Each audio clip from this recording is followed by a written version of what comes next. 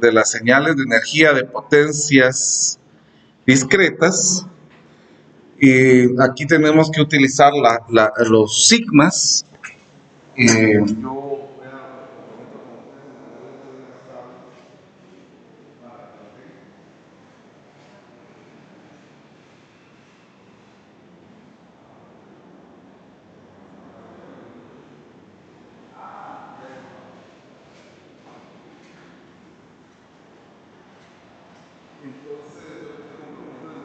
Un ratito mandarle las sigmas, pero es más que todo para que ustedes puedan observar cómo funciona esta situación. Por ejemplo, si a mí me dijeran, encuentre la secuencia, y siempre recuérdense que cuando tenemos el parámetro n, es que vamos a hablar precisamente de esos valores. De coseno de pi cuartos con n. Entonces, para determinar esto, vamos a ver en el caso de la potencia. Según la fórmula que nosotros teníamos para la potencia, es el límite cuando, en este caso, el parámetro sería n mayúscula tiende a infinito, de 1 partido 2n más 1, y se toma el sigma desde menos n hasta n. Y aquí pues esto va a ser de la señal elevado al cuadrado. Entonces, bueno, lo que nosotros podemos hacer es ya sustituir los valores, el límite cuando n tiende a infinito, de 1 partido 2n más 1, y colocar precisamente cuál es la señal. En este caso, la señal va a ser coseno de pi cuartos n al cuadrado. Entonces, al elevar esto, ¿cómo nos quedaría? El límite cuando n tiende a infinito, de 1 partido 2n, pero si elevamos esto al cuadrado, ¿cómo nos quedaría? El coseno al cuadrado.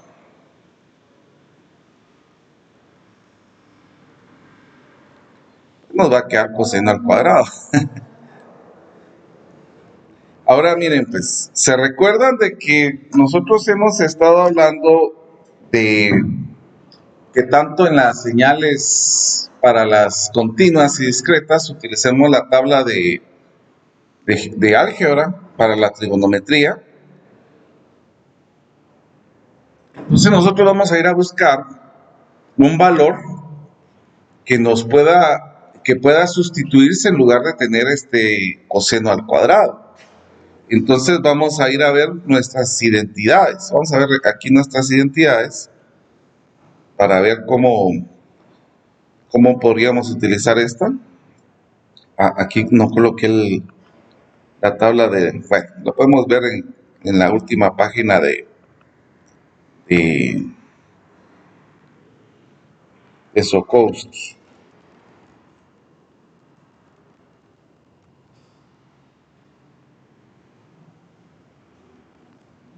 ¿Ustedes utilizaron Sokowski también cuando estuvieron en la Mate 1 o no? ¿Ustedes utilizaron Sokowski cuando recibieron Mate 1 o no? No.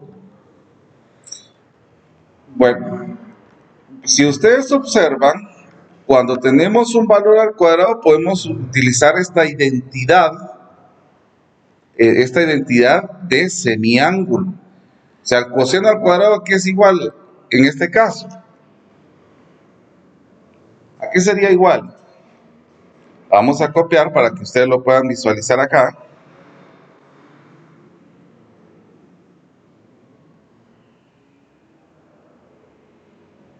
¿Cómo nos quedaría entonces esto?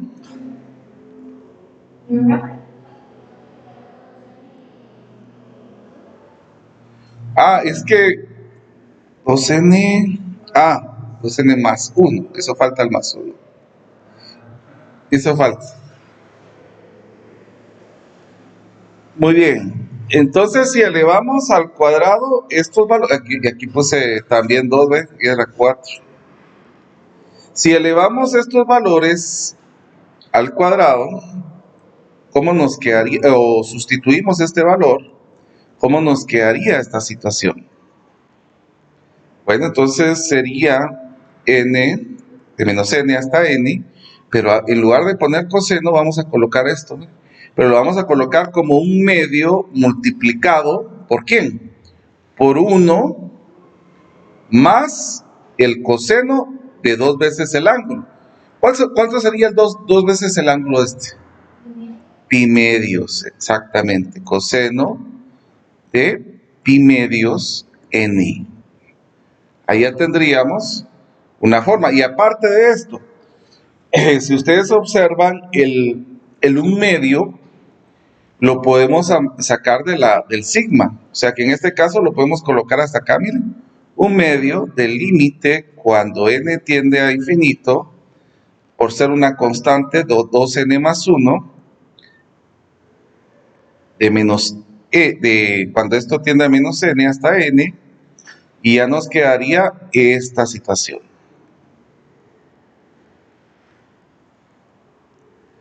Bueno, ustedes me dicen si puedo cambiar.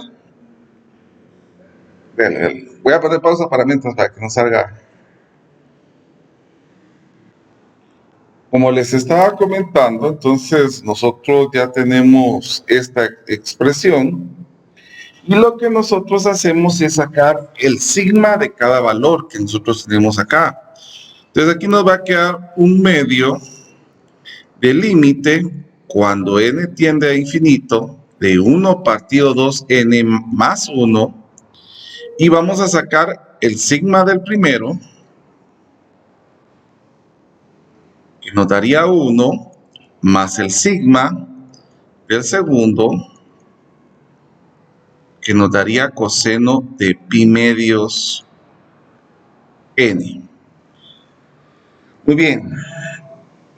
Quiero comentar de que en el caso de tener estos valores hay situaciones que ya son establecidas desde el inicio. Por ejemplo, cuando nosotros vamos a sacar el sigma de coseno, esto nos va a dar 1. Y el sigma de 1 va a ser 2n más 1.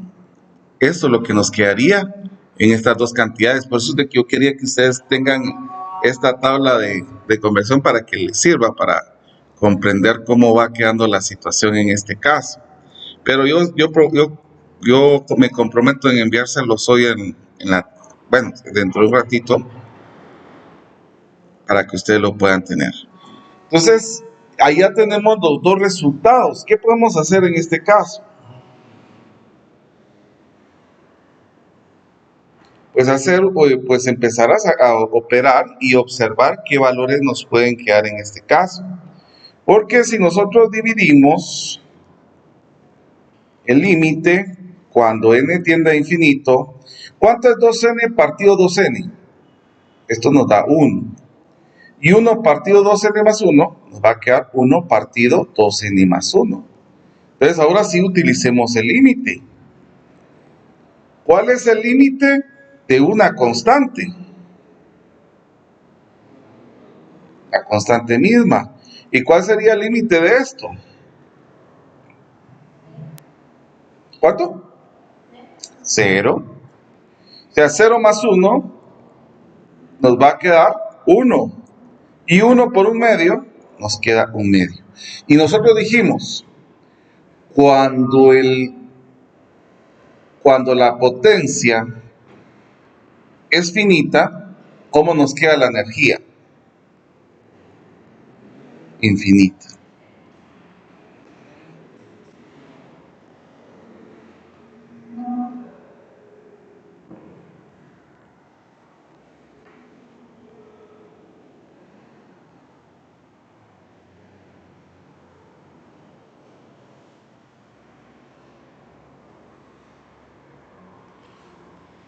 Bueno, ¿estamos?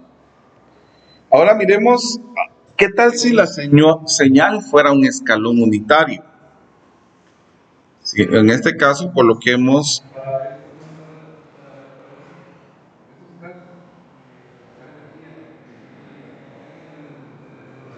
Bien, o sea, lo que pasa es que como usted va a comenzar con uno de los dos, y si le quedara, por ejemplo, le quedara la energía que es infinita, entonces tiene que decir cuál es la potencia. Pero aquí nos está saliendo que la potencia es finita. Entonces nosotros ya sabemos que si la potencia es finita, la energía sería infinita. Ahora en el otro caso, ¿qué pasaría si nos quedara la energía finita? Si nos queda la energía finita, ¿cuál sería la potencia? Sería cero. O sea que si en este caso aquí nos hubiera quedado cero, si aquí nos hubiera quedado cero, nosotros tendríamos que encontrar la energía. ¿Ya? Si aquí nos hubiera quedado cero, tendríamos que decir cuál es la energía. Pues sí tenemos que hacer ese proceso. Pero al saber que la energía es finita, ya asumimos que la potencia es cero. ¿Ya?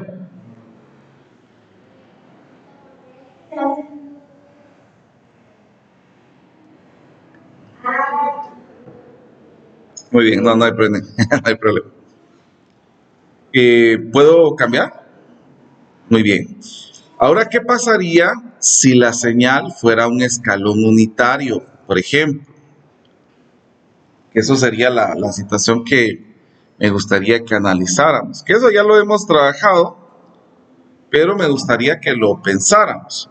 Bueno, comencemos nuevamente con la potencia. La potencia dijimos que es el límite cuando n tiende a infinito de sigma, cuando n tiende a menos n hasta n. Perdón, hace falta un medio. 1 partido 2n más 1. Ahora, de esta señal elevada al cuadrado. Pero nosotros sabemos cómo es el comportamiento de esta señal. ¿Cómo es el comportamiento de esta señal? Del escalón unitario. ¿Cómo es?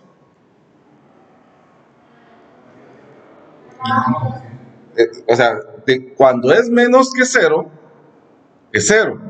Y cuando es de 0 para adelante, es 1. O sea que en este caso vamos a colocar el sigma colocando esta situación. Desde 0 hasta n. Porque en este caso ya tendríamos una limitante en este caso, ¿verdad? Cuando n es igual a 0 hasta n. ¿Y cuál sería la señal entonces en este intervalo de 0 a n? Sería 1.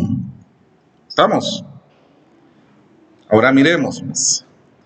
Aquí nos queda el límite cuando n tiende a infinito de 1 partido 2n más 1. ¿Y cuánto sería 1 al cuadrado? Sería 1.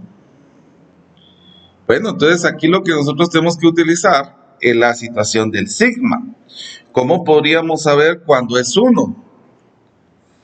¿Cuánto nos quedaría si es 1?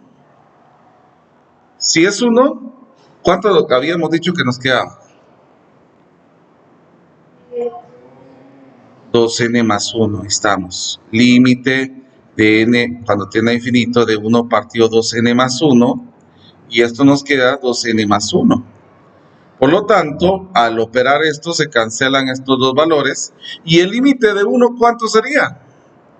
1. ¿Estamos? Por lo tanto, la energía sería... ¿Cómo sería la energía? Infinita.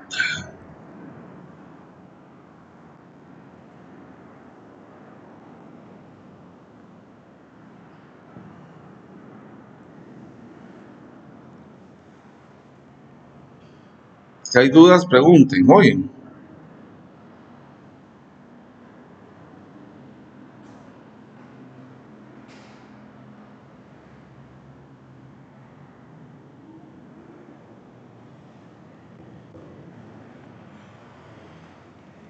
Bueno, miremos. Exacto, porque como el 0 no nos sirve de nada, ¿verdad? Solo es cuando está activado. Por eso ponemos desde 0 hasta n. ¿Ya? Bueno, entonces,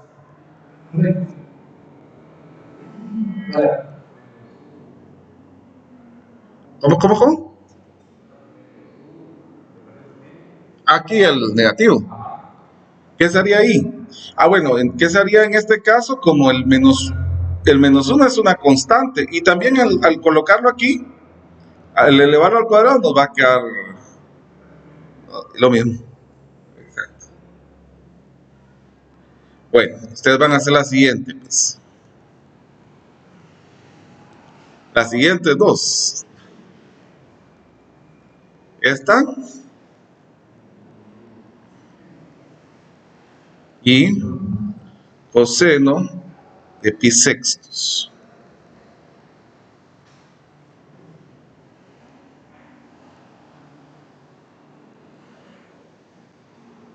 Estaba grabando, ¿no?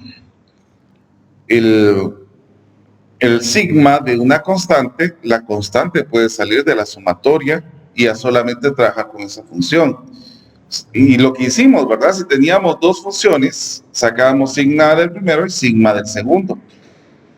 En el caso de acá, que yo tuviera el sigma de una constante, nos va a quedar n por c. El sigma de i nos va a quedar n por n más 1 partido 2. Que ahí vamos viendo los valores que nosotros nos va quedando.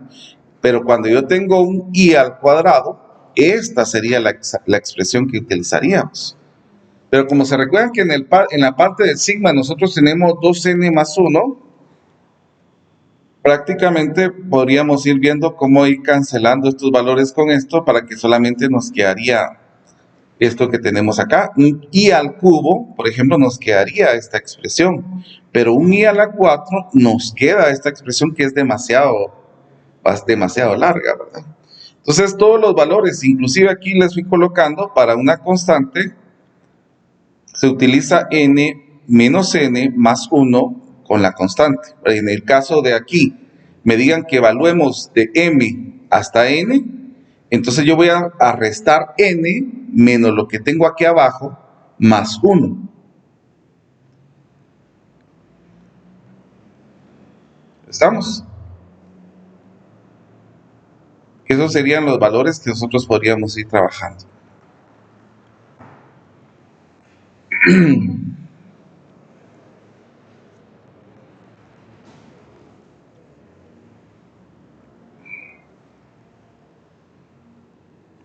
Y esto va a ir siempre vinculado con las señales pares e impares. Una señal par es cuando nos queda una función de la siguiente manera: x de t es igual a x de menos t. Si ustedes se recuerdan de esta expresión, fue utilizada mucho en álgebra, donde nosotros decíamos de que si yo tenía una función, por ejemplo x al cuadrado, si yo colocaba la función de menos x, nos quedaba menos x al cuadrado, y eso nos daba x al cuadrado. Por eso es de que nosotros decíamos de que esta era una función par, porque nos quedaba lo mismo. Pues la misma situación es en señales. Si yo tengo una señal y le añado una señal negativa y nos queda la misma cantidad, entonces esta señal es par. Pero en el caso de ser impar, nosotros decimos que la señal negativa que nosotros tenemos, o sea, cuando estos dos son negativos, va a ser a la señal original. En este caso nos quedaría así. Miremos un ejemplo de esto. ¿Qué pasaría si yo tuviera f de x igual a x al cubo? Bueno, probemos con menos x. ¿Qué pasaría aquí? Nos quedaría menos x al cubo. Pero ¿qué pasa si yo multiplico la función por menos x? Aquí ya nos queda x al cubo. Entonces esta señal es impar, porque nos quedó exactamente lo mismo. Esto también aplica para señales de tiempo discreto. En el caso del parámetro n, va a ser igual a x del parámetro menos n. Y la impar sería x del parámetro n, tendría que ser equivalente a menos x del parámetro menos n. Que ahí es donde nosotros podemos ver esta similitud. Ustedes me dicen si puedo cambiar.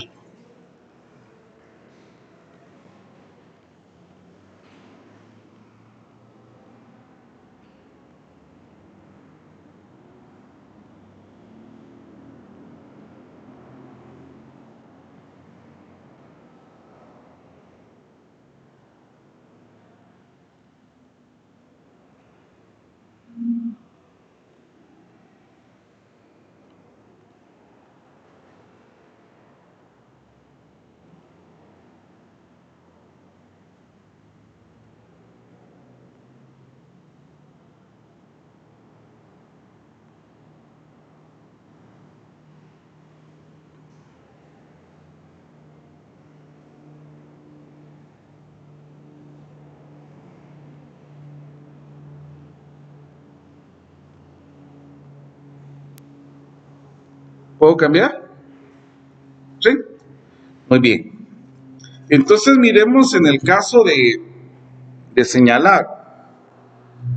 Si yo a x de p de t le vamos a llamar a la señal par.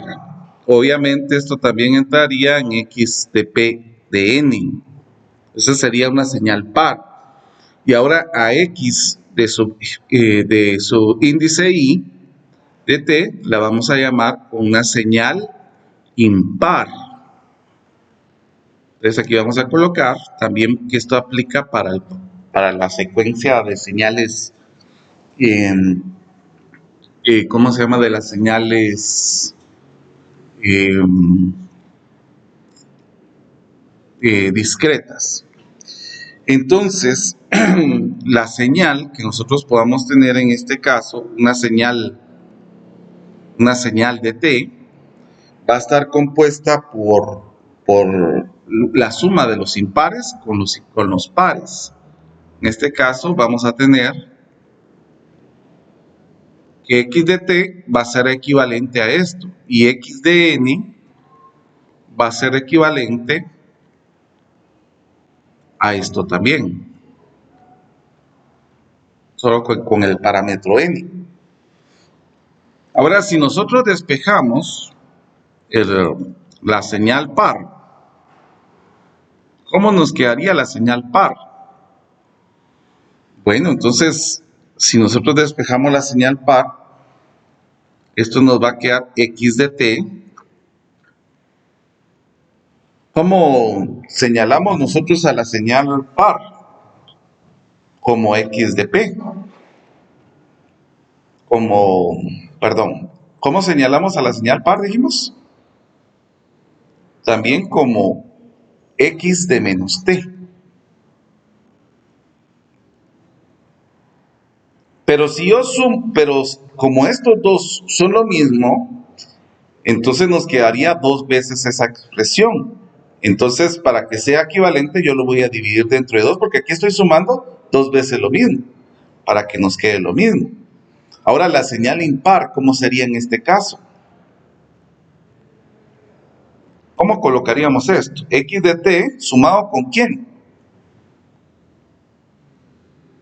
Menos x de menos t.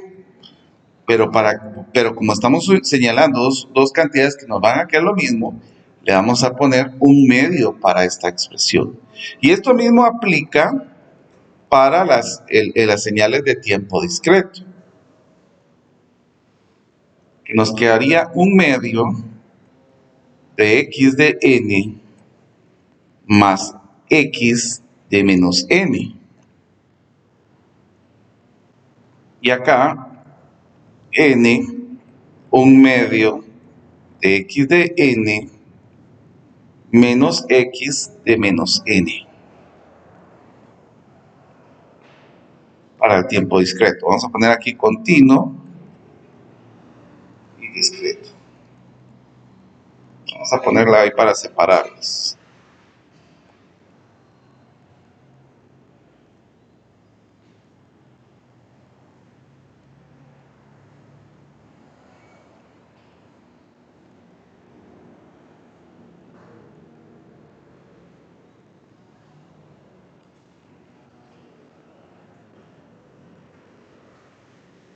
Ahora, miremos cómo nos quedarían estas señales al graficarlas.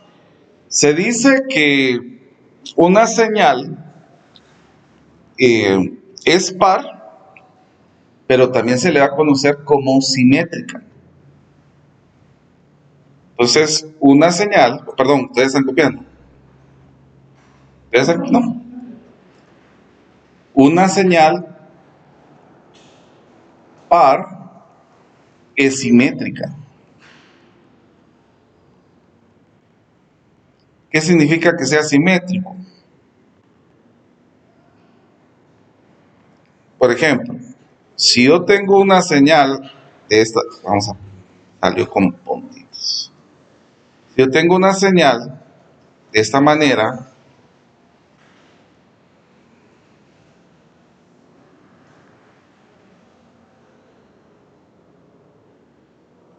acá, por ejemplo, que esta sea mi señal,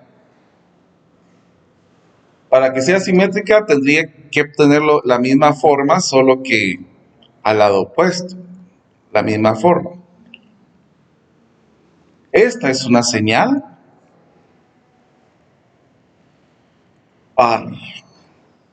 Pero ¿cómo sería entonces una señal impar?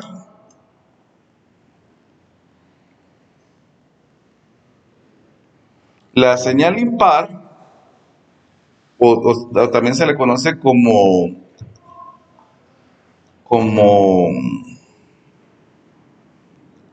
reflejada. ¿Cómo sería la señal reflejada? Supongamos que tengamos la misma forma. Yo tengo aquí esto.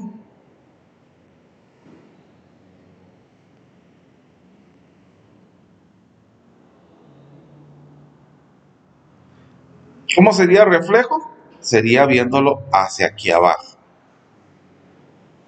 Entonces, esta sería una señal impar.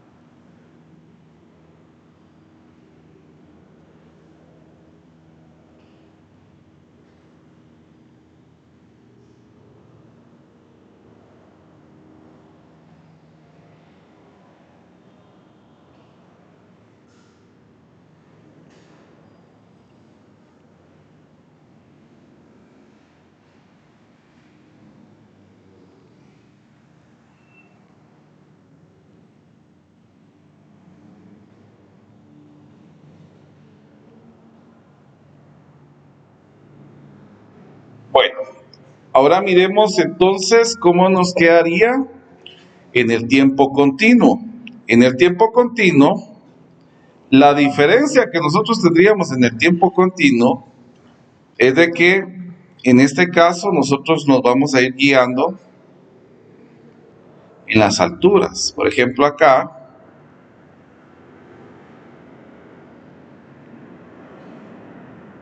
esta sería la primera parte y en la segunda parte tendríamos que tener lo mismo de una forma simétrica.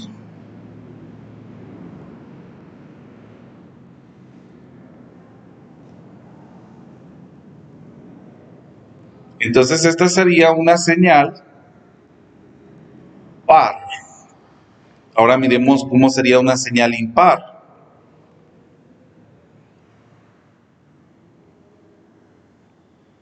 Una señal impar En el caso de aquí, nosotros tendríamos, por ejemplo, aquí iría disminuyendo.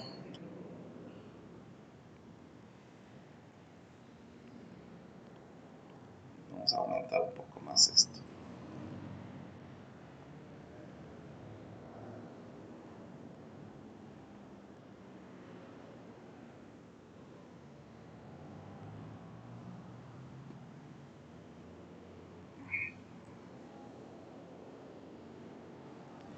Y la señal, en este caso, iría hacia abajo, la reflejada, ¿verdad? Entonces, esta sería una señal impar.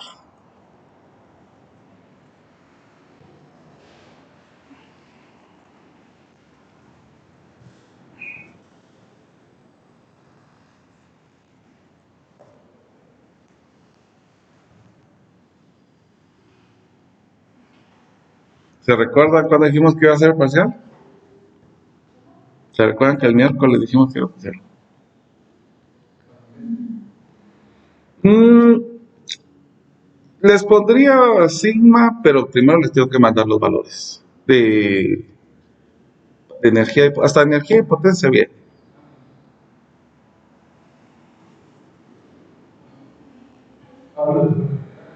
¿Cómo? No le escuché. De las integrales y les pondría unas similares de las discretas, para que ustedes vayan guiándose ahí. Por ejemplo, si yo les pondría, ¿se recuerdan de esto?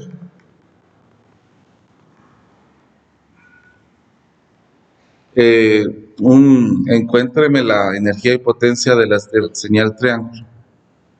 ¿Cómo sería? Tendríamos que evaluar desde -1 hasta 1. Ahí se tendría que hacer la evaluación del sigma, ¿verdad?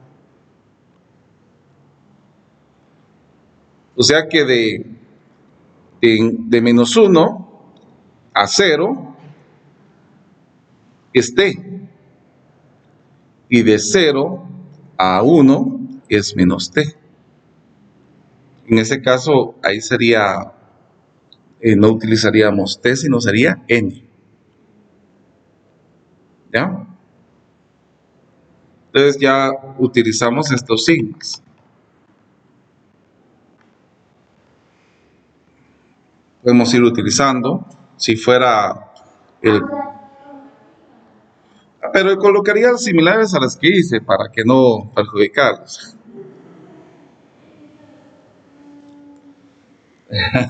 Sí, no, no, yo no los perjudicaría, no se preocupe.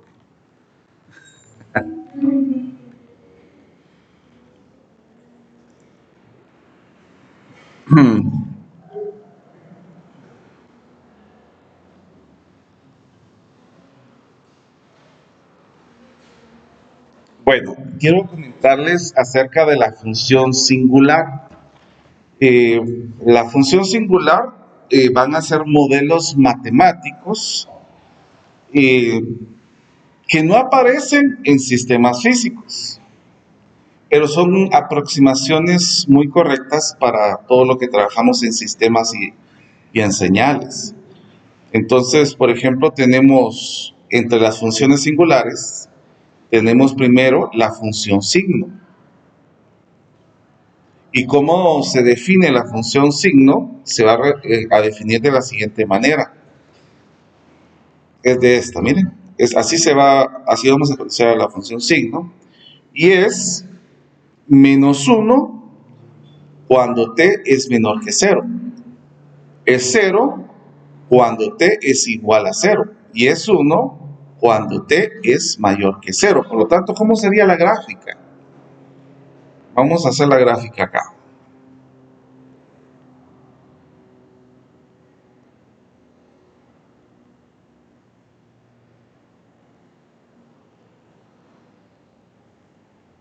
Dice que vamos a colocar aquí a -1 y acá a 1.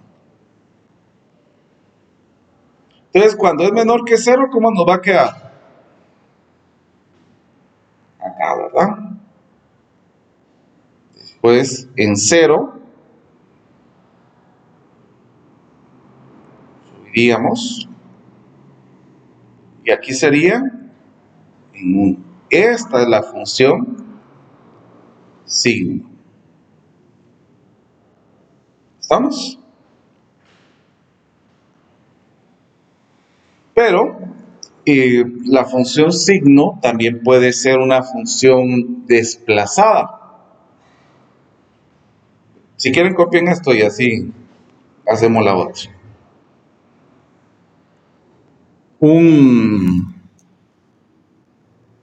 Una función signo desplazada. La función signo desplazada se va a colocar de esta manera.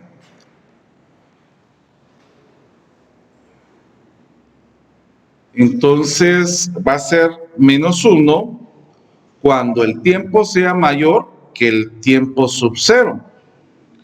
Va a ser 0 cuando el tiempo sea igual al tiempo sub 0.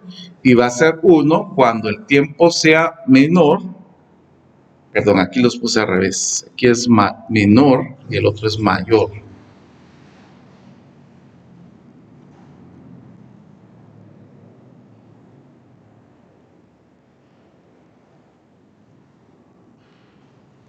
Entonces, imaginémonos nuevamente la gráfica. En la gráfica, por ejemplo, tenemos la situación así. Digamos que T sub O está por acá. Porque recuérdense, si ustedes se recuerdan esto de las funciones, tal vez voy a hacer un repaso el próximo día después del parcial, para que recordemos las transformaciones de señales, más que todo porque esto tiene que ver con las transformaciones de funciones, porque tiene que ver con las de señales. Entonces, aquí sería -1, el 0 estaría acá, o sea que lo que pasaría en este caso es de que la señal fue desfasada. Eso es lo que podemos observar en esta gráfica, ¿verdad?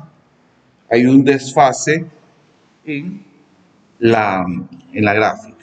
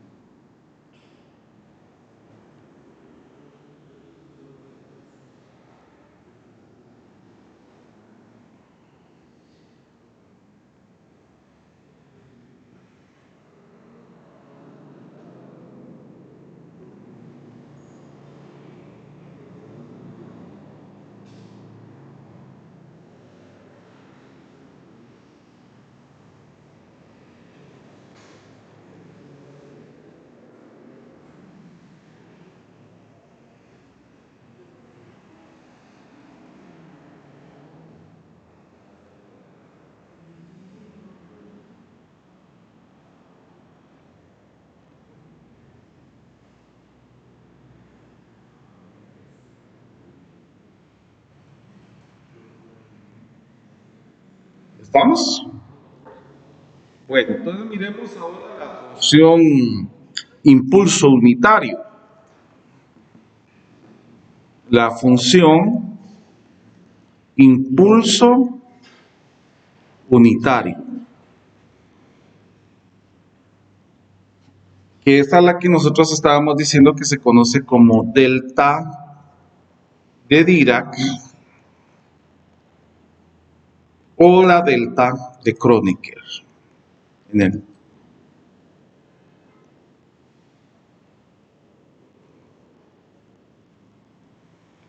Bueno, entonces esta delta se va a definir de la siguiente manera. La delta va a ser igual a infinito cuando el tiempo sea igual a 0. Y va a ser 0 cuando el tiempo sea diferente de 0. O sea que la gráfica, ¿cómo nos queda? Vamos a colocarlo.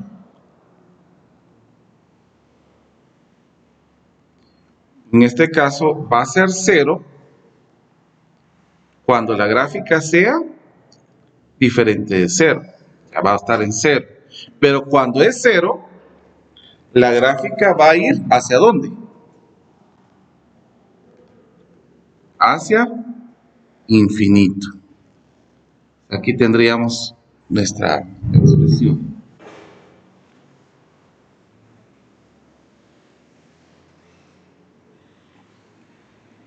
Y en el caso de aquí, pues esto sigue creciendo en estos lados, ¿verdad?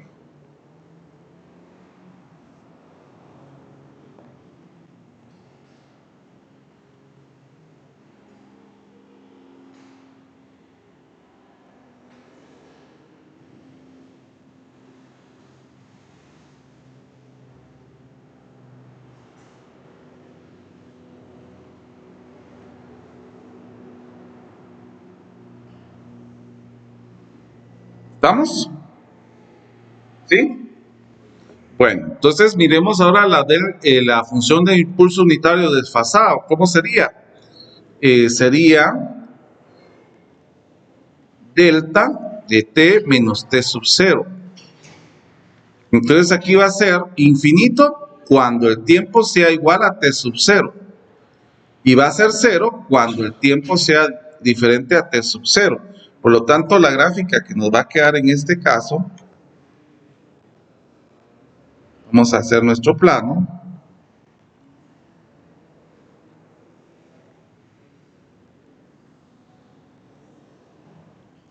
Sería de la siguiente manera. Vamos a colocar al t sub 0 por acá. Y donde está t sub 0, ya sabemos de que ahí eso tendería a infinito. Ahí tendríamos nuestra función impulso unitario. Ahora, hay una cuestión que es importante que ustedes sepan. Que la integral de menos infinito a infinito de la delta siempre nos va a dar 1. Eso ténganlo por seguro. Siempre nos va a dar 1.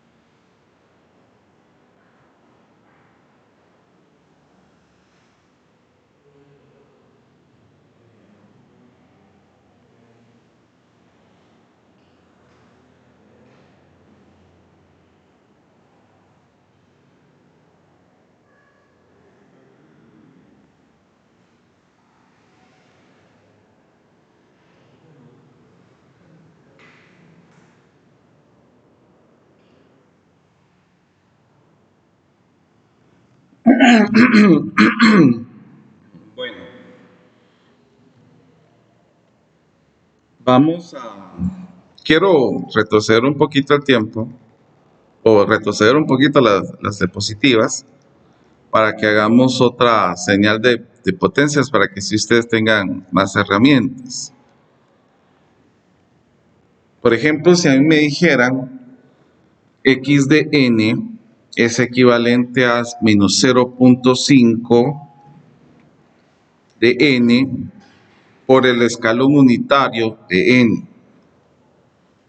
Bueno, si nosotros, por eso se los puse hasta aquí, para que así en la diapositiva les salga hasta acá. Si nosotros encontramos la energía, ¿cuál es la fórmula de la energía? A ver si lo tienen a la mano. Es la suma, el sigma, ¿de dónde a dónde?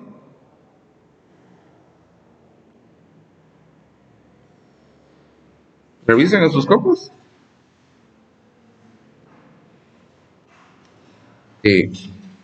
Menos infinito hasta infinito de la señal elevado al cuadrado. Pero ¿cuál sería la señal? Porque si ustedes se dan cuenta, aquí tengo una expresión que es de un escalón unitario. ¿Qué significa que sea un escalón unitario? Que vamos a tomarlo desde dónde hasta dónde.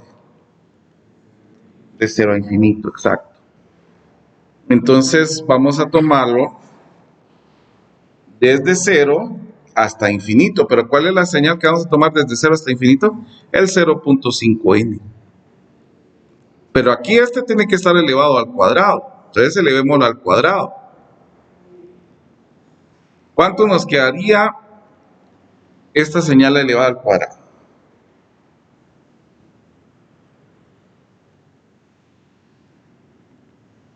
Exponente sobre exponente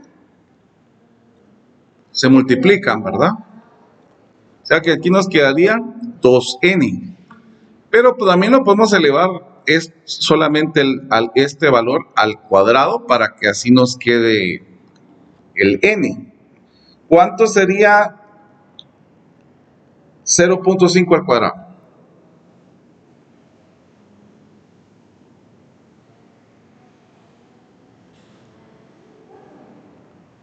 ¿0.5 al cuadrado? ¿Cuánto digo?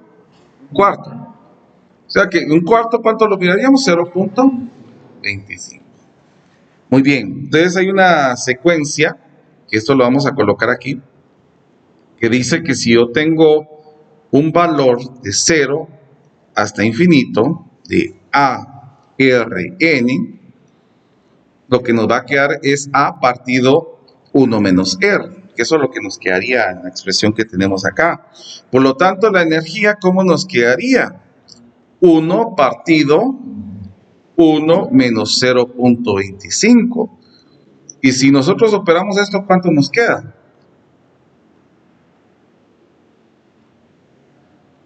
1 menos un cuarto. 1 menos un cuarto nos daría 3 cuartos, ¿verdad?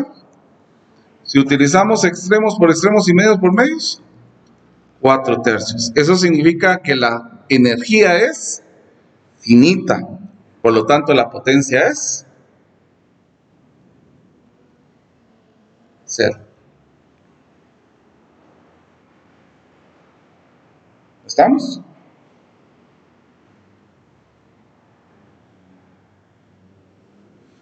Bueno, vamos a dejarlo por ahí, chicos.